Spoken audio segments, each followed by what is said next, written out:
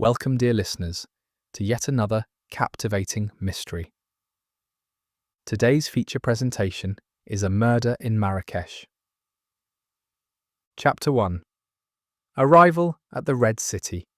The train screeched gently as it pulled into the Marrakesh station, its iron wheels sighing beneath the late afternoon sun. Tony Middleton leaned out of the carriage window, the warm wind catching his chestnut brown hair and ruffling the linen collar of his travel jacket. Beside him, Sally Cartwright adjusted her wide-brimmed straw hat, her gloved hand shielding her eyes from the hazy glare that painted the city in a golden hue. "This place is like something out of an Arabian tale," she whispered, her eyes lingering on the domes and minarets beyond the city walls. Exotic, vibrant, and just a touch mysterious. Tony gave a small laugh. "You say that about every new place we visit." "Because every place is a mystery," she replied, with the easy certainty of a budding sleuth, "and Marrakesh feels like it's hiding more secrets than most." Their porter, a wiry man with a copper complexion and a turquoise vest, heaved their luggage onto the platform. Around them, the station buzzed with movement. Red-fezzed porters barked in Arabic and French, veiled women glided past in flowing robes, and camels lounged outside the gates. They had come to Morocco during the spring recess, seeking warmth and adventure. The decision had been Sally's.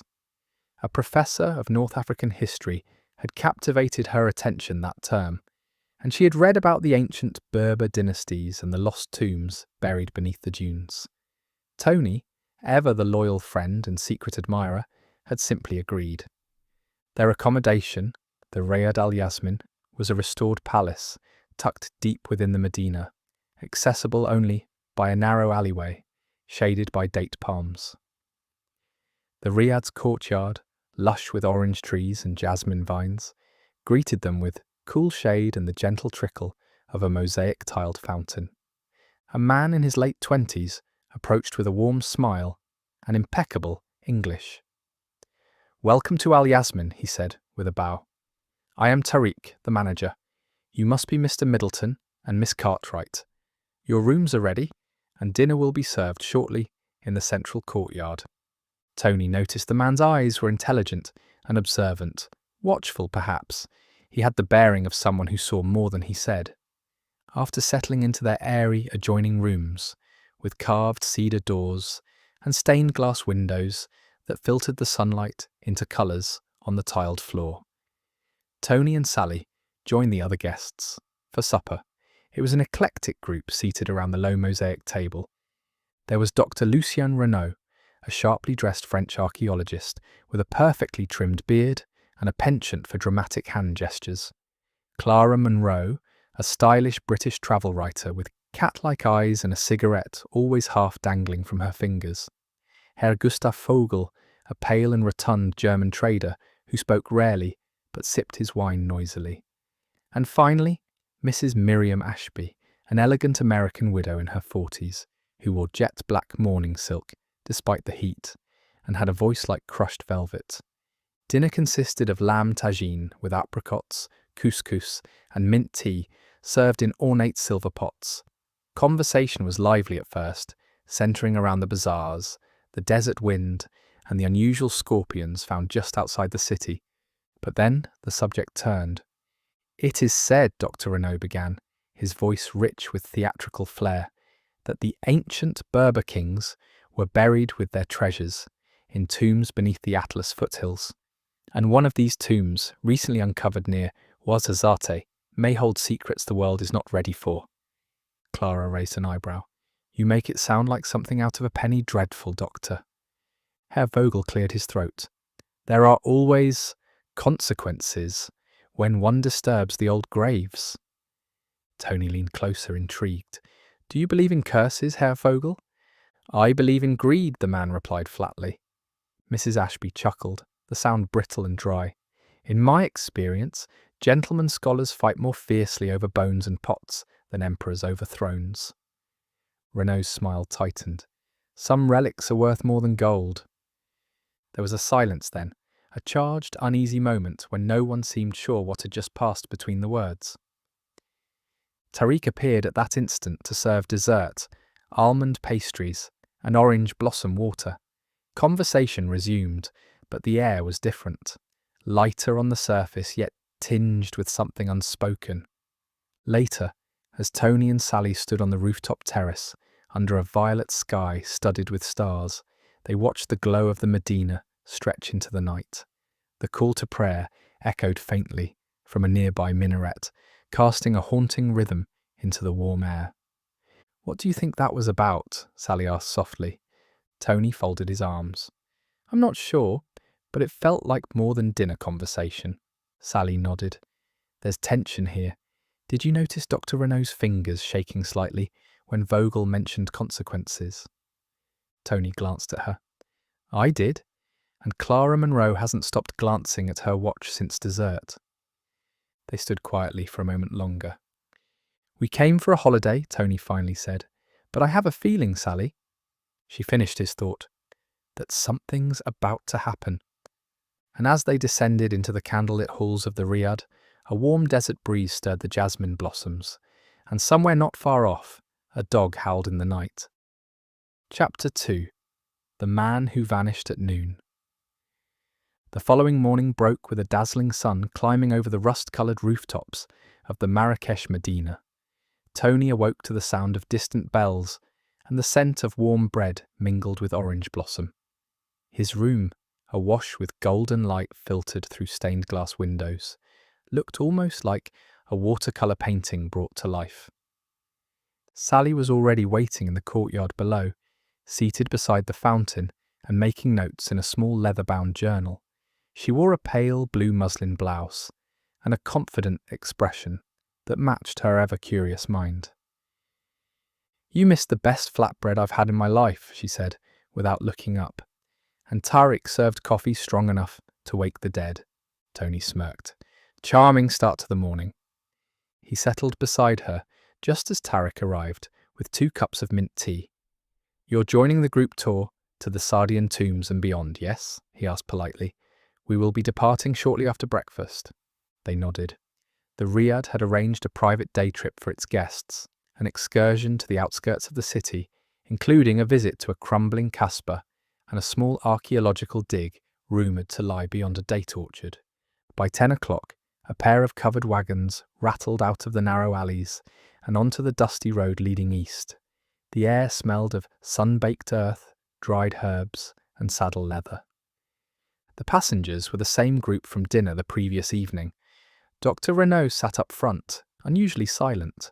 Clara Monroe, dressed in cream and khaki with a camera slung around her neck, sat beside Mrs. Ashby. Herr Vogel rode in the second wagon, seated next to Tony and Sally. The drive passed through fields of olive trees and children herding goats. After about an hour, the party arrived at the ruins, stone remnants of a Sayyidyan fortress, crumbling under the weight of centuries and ivy. A Berber guide greeted them with a respectful nod and led the group around, explaining in French and Arabic how the old empire had ruled, traded, and vanished. Sally took careful notes. Tony, on the other hand, kept an eye on the people rather than the stones. Clara was snapping photos with manic energy, but her hands trembled when she lowered the camera. Mrs. Ashby carried a parasol and rarely glanced at the ruins, her gaze far away. Vogel seemed restless, always patting a silk handkerchief to his brow. But it was Dr. Renault who seemed most out of place, eager at first, then distracted. When they reached a sunken pit surrounded by makeshift ropes, marking the perimeter of the archaeological dig, Renault suddenly perked up. "This area," he explained, "was once a ceremonial bathhouse. Deeper down, we believe there may be chambers where items of religious significance were hidden." He knelt to examine something, perhaps a shard of pottery or a faint marking on a stone. Then, without a word, he rose and walked toward a cluster of palm trees behind the site. "Is he all right?" Sally whispered to Tony. "I don't know," Tony murmured. "He looked purposeful." 10 minutes passed, then 20. "Where is the doctor?" Clara finally asked, turning in a slow circle. They searched behind the trees. The camels and guides hadn't seen him. A full hour passed. Sally, alarmed, insisted on organising a wider sweep. Tariq and one of the Berber guides joined them. They searched the surrounding scrubland, checked the mules, and even shouted his name into the dry wind. By early afternoon they found him. He was lying at the bottom of a dry irrigation channel, not far from the road, a deep ditch shaded by tall reeds. His body was twisted unnaturally, one arm bent behind his back. His walking stick was snapped in two beside him, and his broad-brimmed hat lay several feet away. But what caught Sally's eye was the set of beads clutched tightly in his hand. "Misbaha," she whispered. "Prayer beads." Tony crouched beside the body. There were bruises on the knuckles, dirt beneath the nails, as if Renault had tried to hold on to something, or someone. And strangest of all, the abrasions around his ankles looked like thin ropes had been tied there. "Someone moved him," Tony said softly. "Or tried to." Tariq spoke into his mobile device, a luxury among locals, and within the hour, a colonial officer from the Bureau de Sûreté arrived. Lieutenant Brahim al-Hadari, in a crisp tan uniform, took control of the scene with composed professionalism. His dark eyes missed nothing. "Accident, perhaps," he said aloud, then lowered his voice to Tony and Sally. "But I suspect not. The angle of his neck, and the beads." Sally approached him. "Do you know what those beads signify?" "Old ones," Brahim replied, picking them up with gloved fingers. "Berber craftsmanship. Not religious, but ceremonial. This is not something one would carry for faith. More like a symbol of power, or inheritance." The rest of the guests stood silent as the sun began to sink. Mrs. Ashby kept fanning herself, but did not speak. Clara looked pale, and held her camera against her chest, as if it could protect her. Vogel's face was unreadable. The group returned to the riad in heavy silence, each of them stealing glances at one another during the ride back. That evening, dinner was a sombre affair. The table felt colder despite the warm dishes of harira soup and lamb stew. No one mentioned Renault. Not until Clara, with forced nonchalance, said, "It's a shame about Lucien. He was arrogant, but still." Mrs. Ashby sipped her wine. "People who chase old ghosts are often met by them." And with that she rose from the table and left the room. Later that night, Sally sat on the rooftop terrace, her journal open in her lap. Tony joined her. "Well?" she asked. Tony stared at the city lights beyond the riad's courtyard walls. "Something's wrong. Renault didn't just slip. Those marks, those beads, this wasn't chance." Sally closed her journal. "Then we begin tomorrow." Quietly. She looked out over the sleeping city. Somewhere in the distance, a flute played, a single haunting note in the wind. Chapter 3. The Widow's Veil and the Trader's Tale. The morning after Dr. Renault's body was found dawned heavy with heat. The scent of jasmine and dust mingled on the breeze, and for once the normally talkative birds nesting along the rooftop beams were silent. Tony Middleton awoke early. Sleep had come in restless fragments, haunted by half-formed images. Dr. Renault's limp body, those curious prayer beads, the strange abrasions around his ankles. Something didn't fit. And Tony had learned from past experience with Sally that mysteries rarely offered neat answers at the beginning. He descended to the courtyard to find Tariq arranging breakfast. The young manager was carefully placing copper pots of thick Arabic coffee and trays of warm flatbread on the table. He looked up and greeted Tony with a subdued nod. "I trust you slept well?" he asked. Tony gave a thin smile. "As well as one can after discovering a dead man in a ditch." Tariq hesitated. "It is a most unfortunate event. The authorities will be thorough." "Do you know what Renault was doing at that site?" Tony asked. He seemed obsessed with it.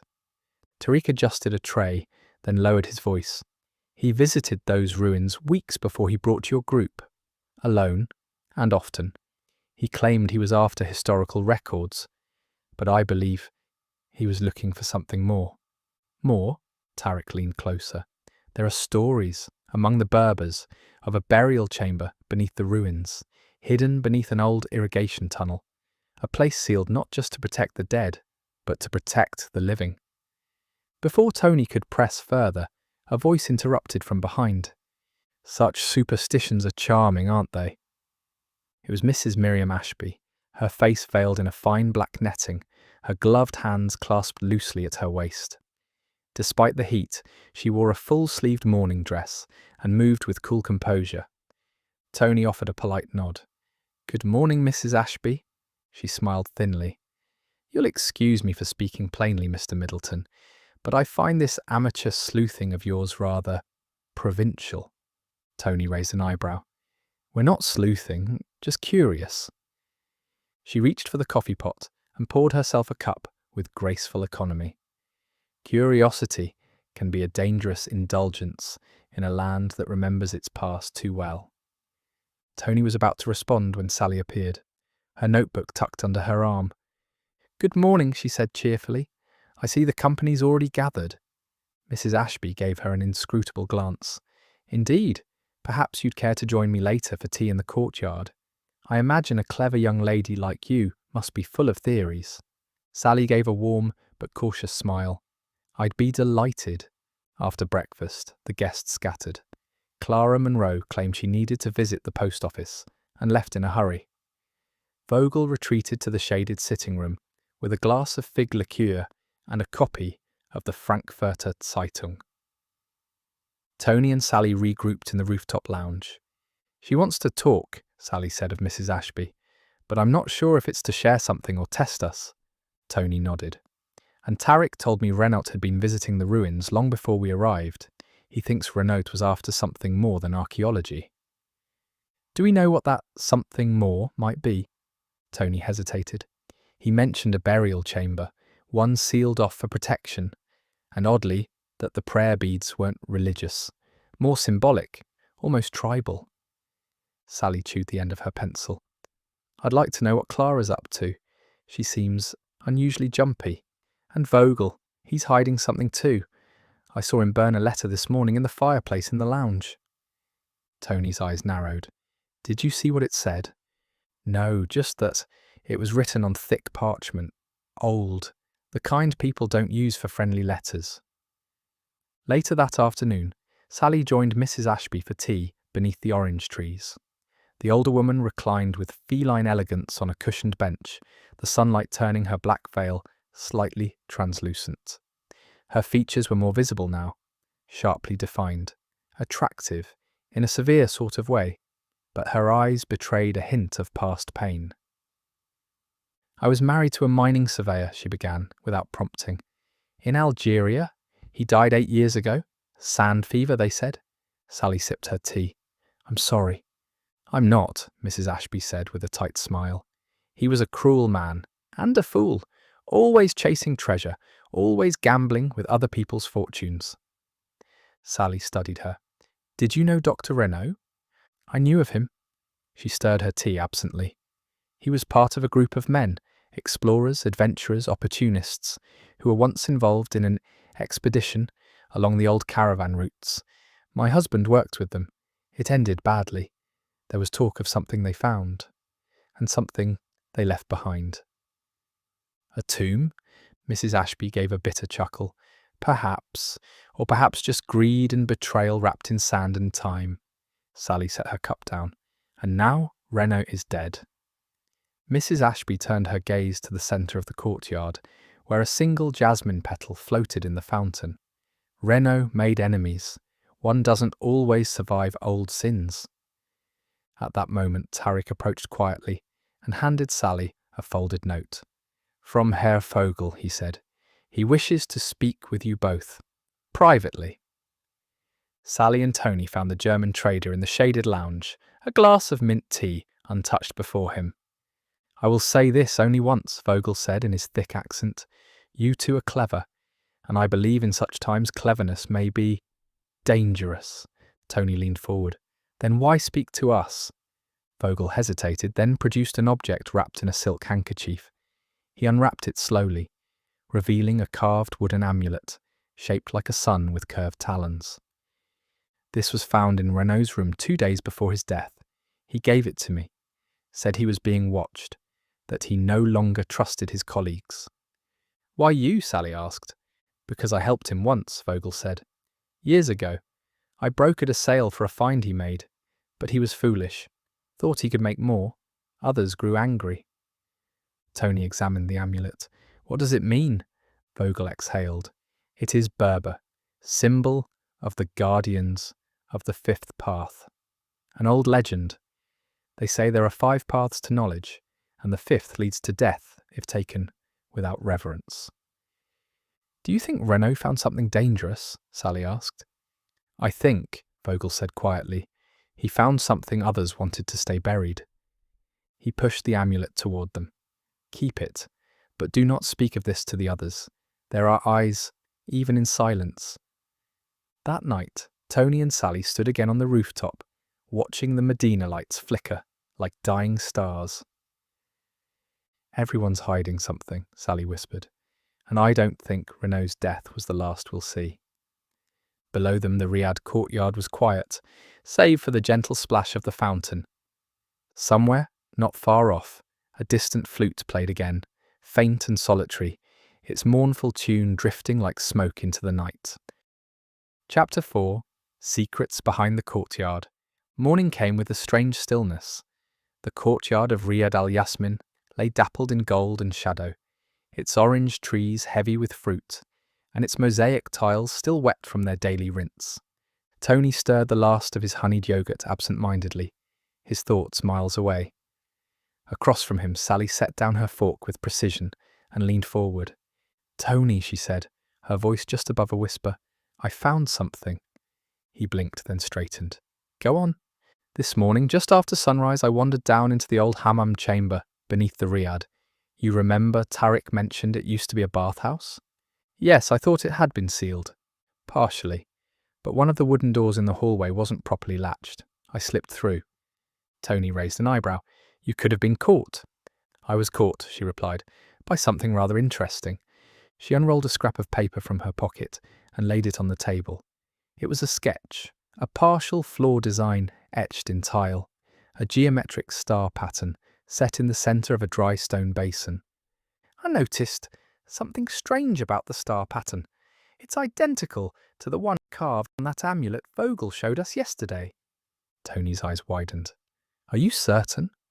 Absolutely. I traced it.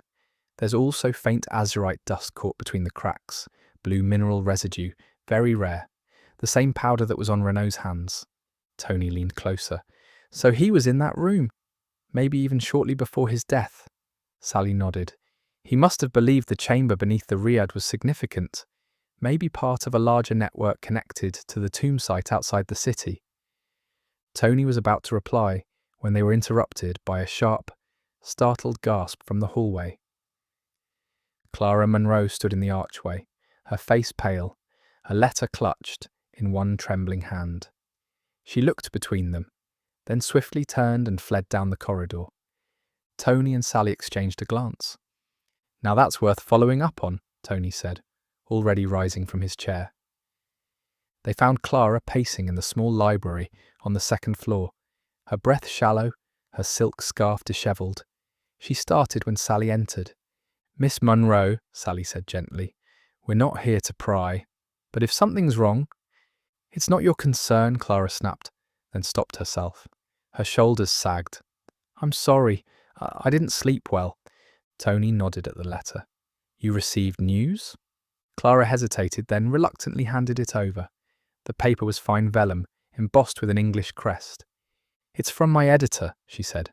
Apparently someone has been trying to blackmail him, claiming I was involved in illicit artifact trade during my last assignment in Egypt.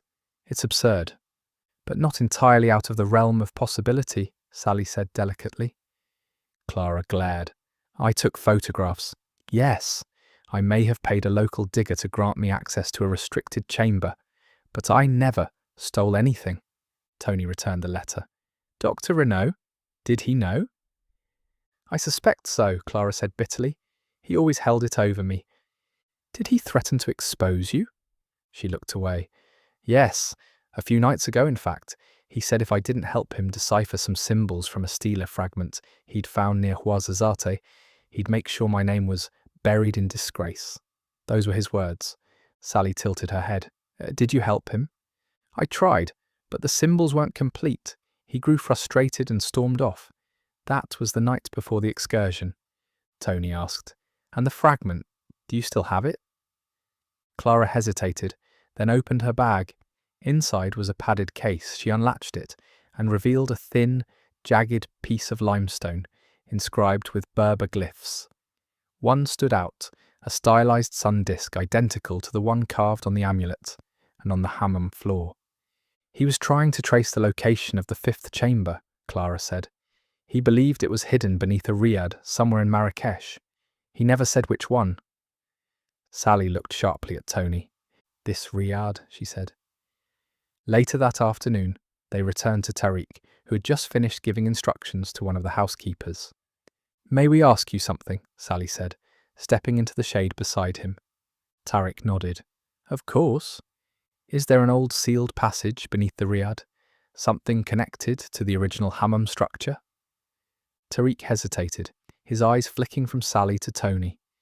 There is a door, locked. My uncle, the original owner, sealed it decades ago.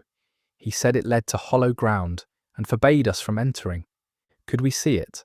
Tariq sighed, then nodded reluctantly. Follow me. He led them down a spiral staircase to the lower floor and through a series of narrow arched hallways. At the end of one corridor stood a wooden door bound with rusted iron and an old brass lock. Tariq unlocked it and pushed it open. A cool gust met them as they entered the chamber beyond.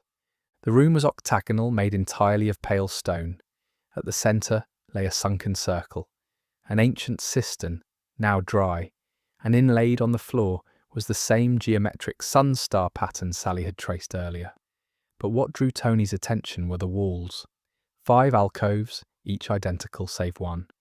One alcove had collapsed, rubble lay strewn across the floor, and a thick layer of dust coated the fallen stones. Tony walked to the edge and crouched down.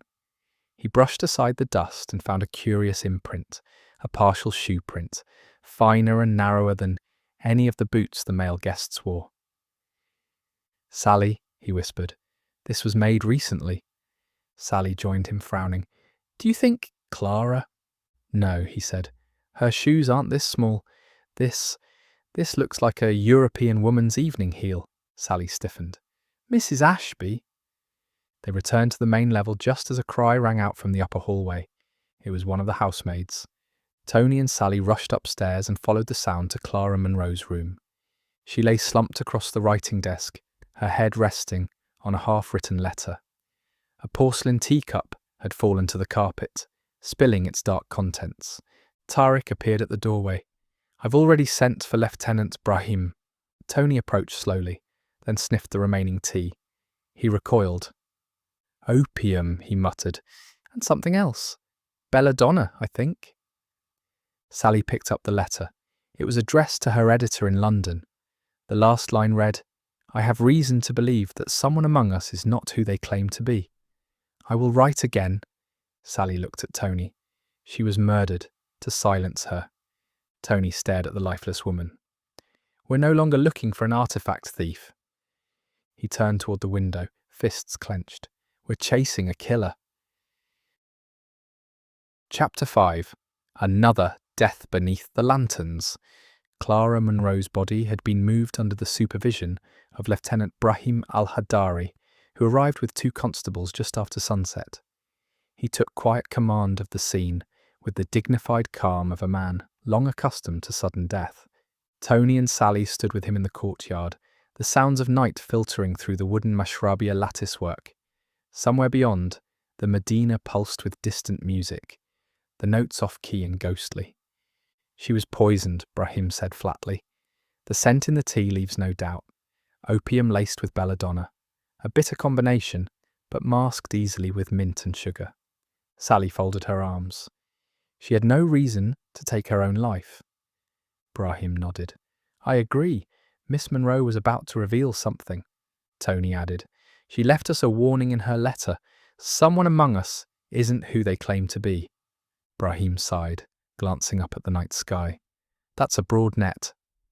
We can help narrow it, Sally said. There was a woman's heel print in the sealed chamber, below the hammam. Small, pointed, definitely not Clara's. We think someone was down there very recently. Brahim turned to them slowly. Are you suggesting that one of the guests had access to that chamber before you?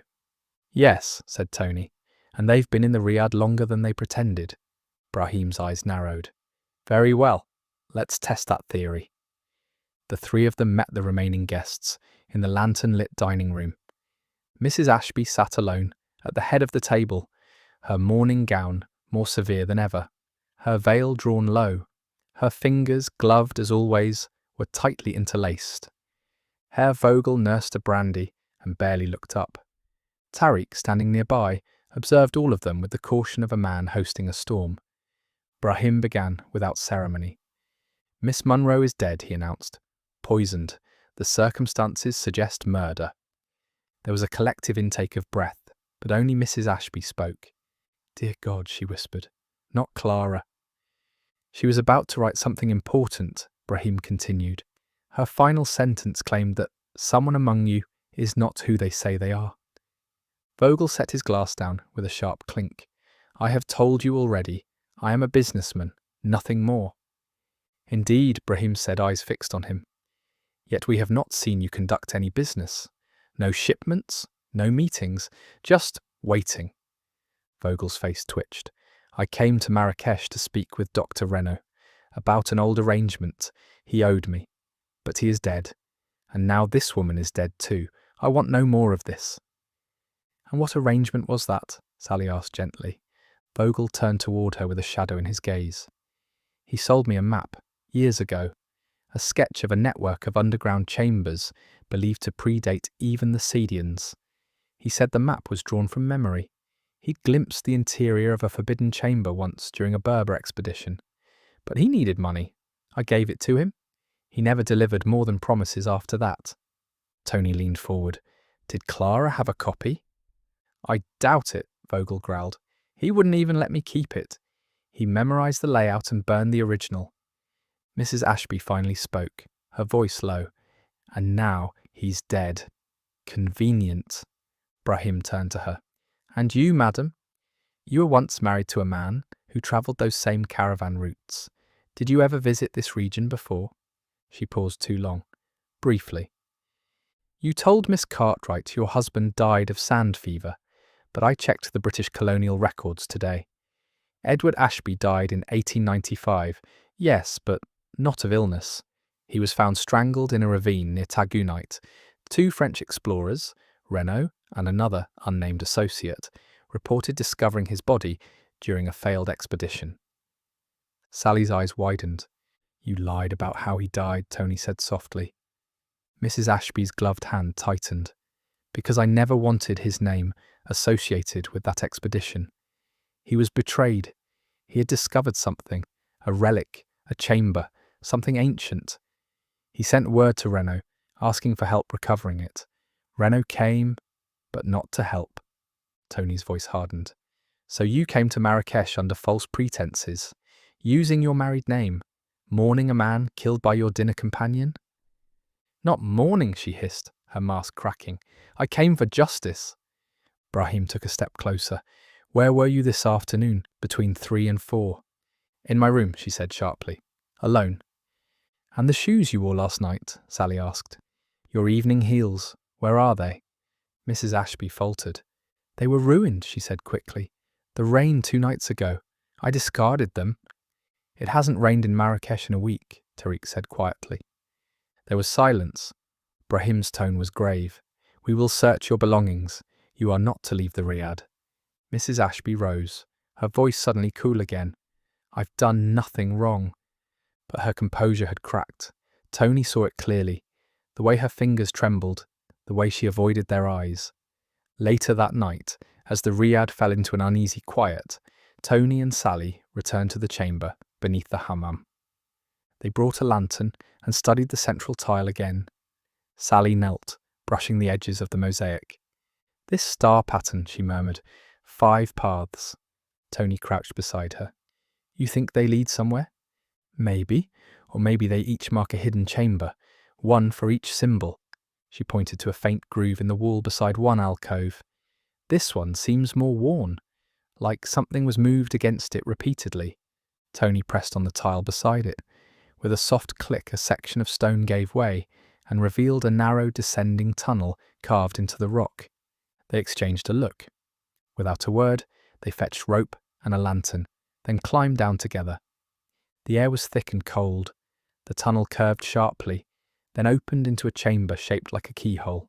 On the floor was a cracked urn, and in its base, half buried in earth, they found a folded strip of linen, ancient and dry.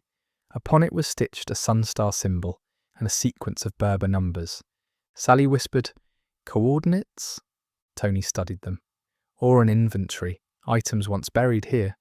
Just then a sound echoed from above, soft footsteps. Someone was at the entrance. The lantern flickered. Tony raised a hand for silence. They waited. Then the footsteps receded. "Someone followed us," Sally murmured. Tony nodded, and didn't want to be seen. Back in their rooms, shaken but determined, they knew one thing for certain. The chamber beneath the riad held the key, and someone still watching from the shadows would do anything to keep it secret. Chapter 6. The Sound That Shouldn't Be. The city of Marrakesh awoke in hushed tones the next morning, wrapped in a veil of early mist. The usual cacophony of mule carts, spice sellers, and beggars in the souk had faded into muffled echoes. Tony leaned against the balustrade of the rooftop terrace, gazing down at the quiet courtyard.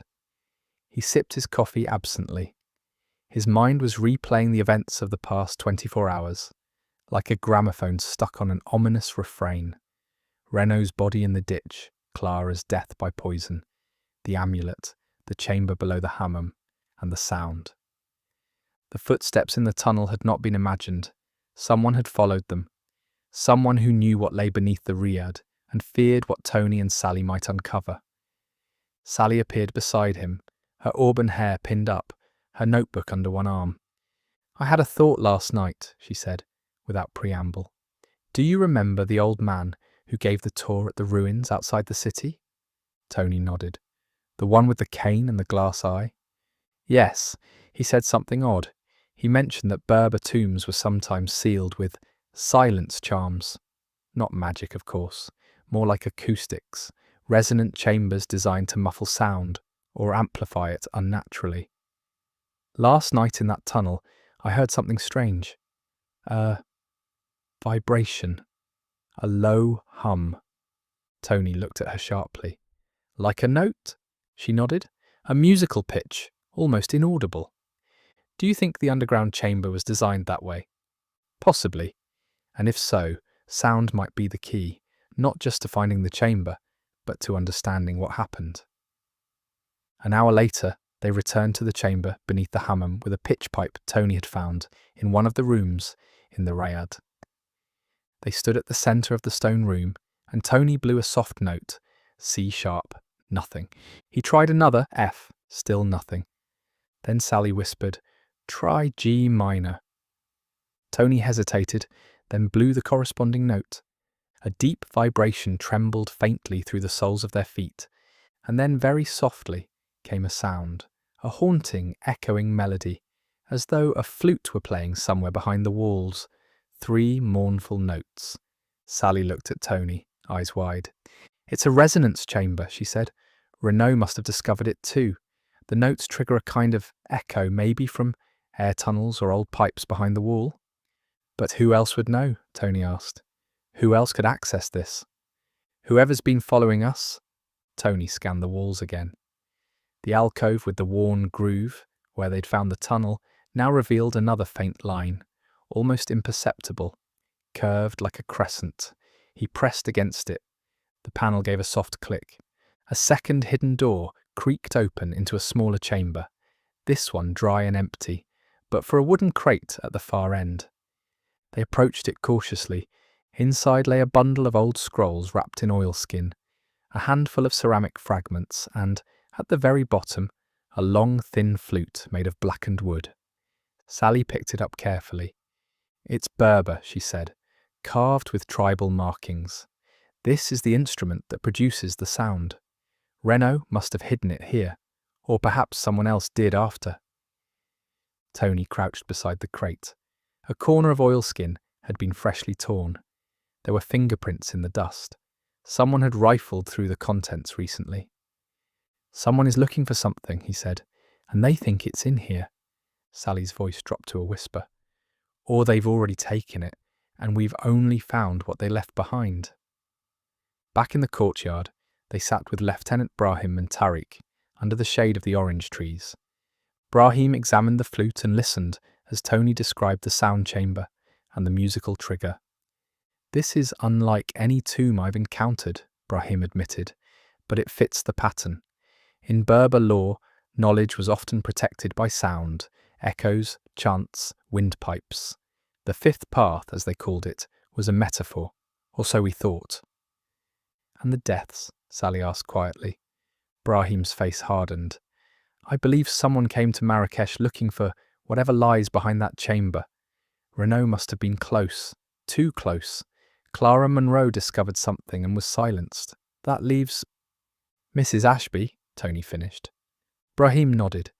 "I searched her belongings last night after she retired. Hidden in the lining of her travel trunk, I found a small collection of Berber relics. Amulets, scrolls, a chipped obsidian blade. But more disturbingly, I found a British diplomatic seal, one used by her late husband." Sally's brow furrowed. "So she was impersonating a widow?" "No," Brahim said slowly. "She is Mrs. Ashby, but she's not here as a grieving spouse. She's here as a collector, an agent, perhaps.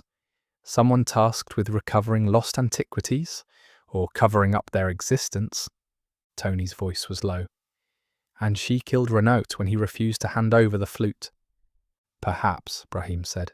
"But then, why poison Clara, unless Clara knew more?"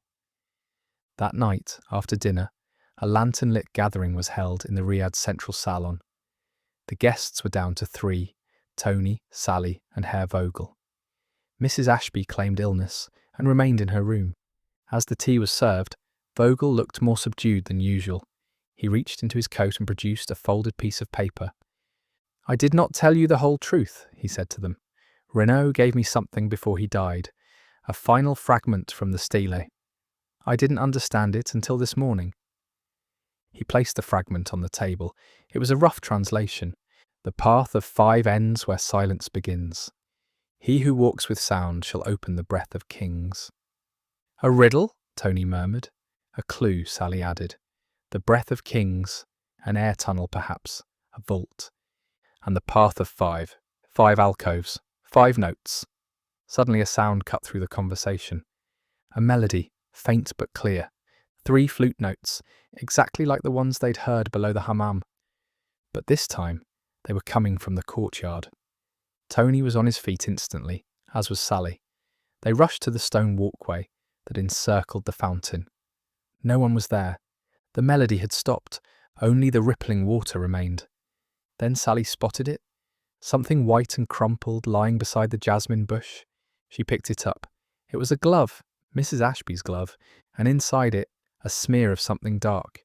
Tony dipped his finger in the fountain. The water was murky. He reached in. His hand struck something soft. With effort, he pulled it up and gasped. It was Mrs. Ashby, her eyes wide open in horror, her body floating beneath the surface. Chapter 7. A Melody of Motives. The courtyard of Riad al-Yasmin, once a haven of quiet jasmine-scented mornings and murmured conversation, was now filled with tension. Mrs. Miriam Ashby's lifeless form had been pulled from the fountain and lay gently on a silk-covered bench, her soaked black veil clinging to her pallid face like a second skin. The lanterns flickered against the marble tiles, casting long, wavering shadows.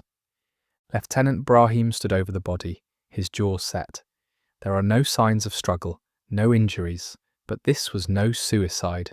Sally knelt beside the body, examining the glove. There's a puncture mark on the inside of her wrist, a very fine one, almost surgical. Tony stepped forward.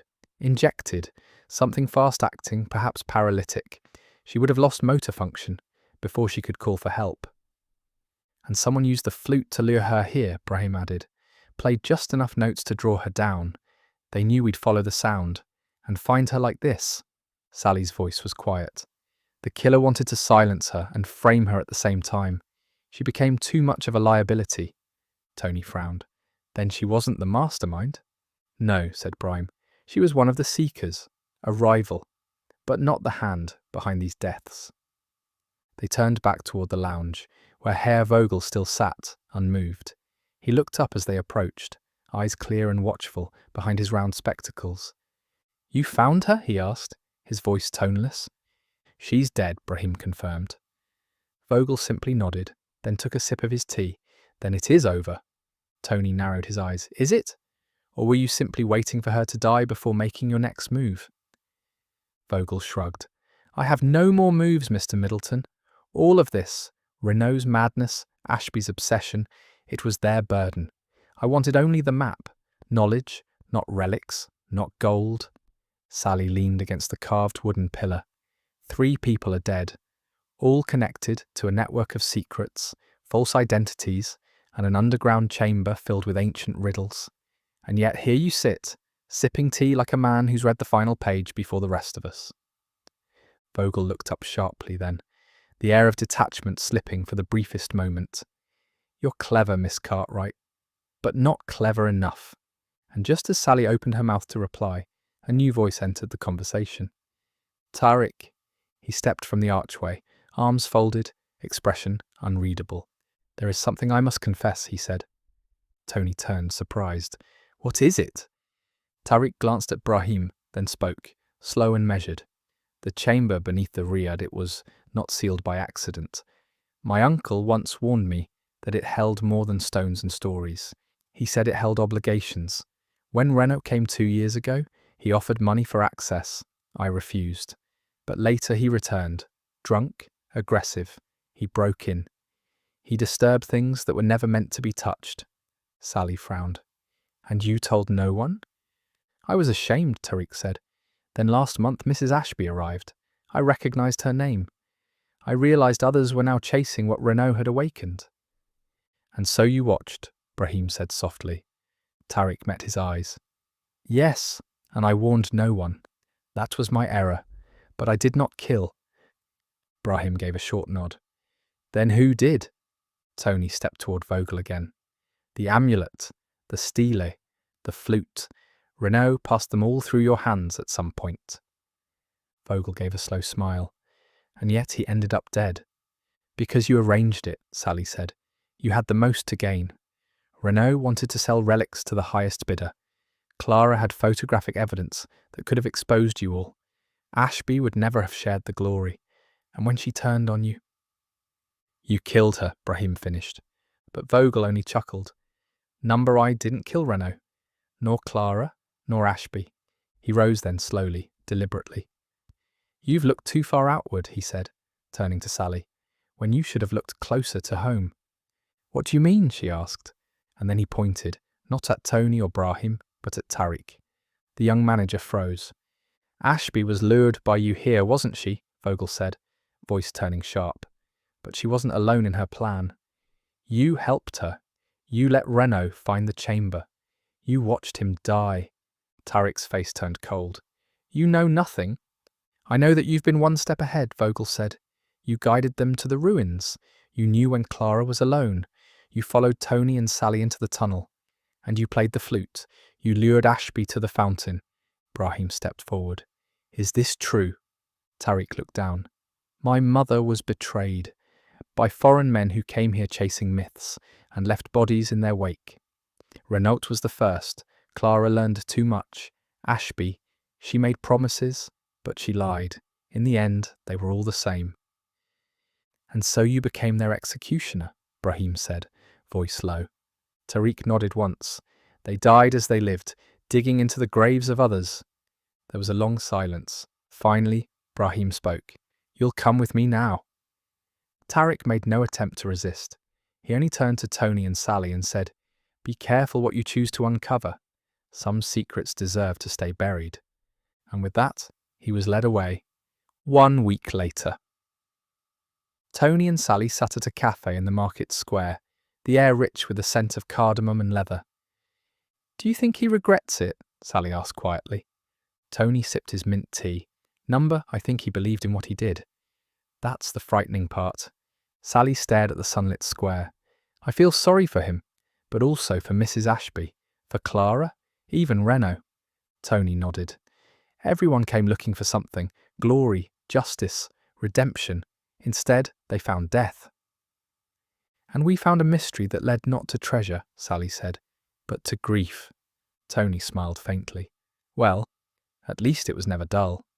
Sally laughed softly, then reached into her satchel and pulled out a folded slip of paper. What's that? Tony asked.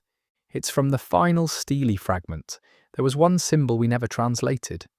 She handed it to him. Tony looked. A feather? With a broken stem? Sally nodded. It means memory, or more literally, what cannot be rewritten. Tony folded the paper and placed it in his pocket. Good, he said. Let it stay that way. And as they rose to leave Marrakesh behind, the call to prayer rose once more over the rooftops, a sound ancient and undying, echoing through the city of secrets.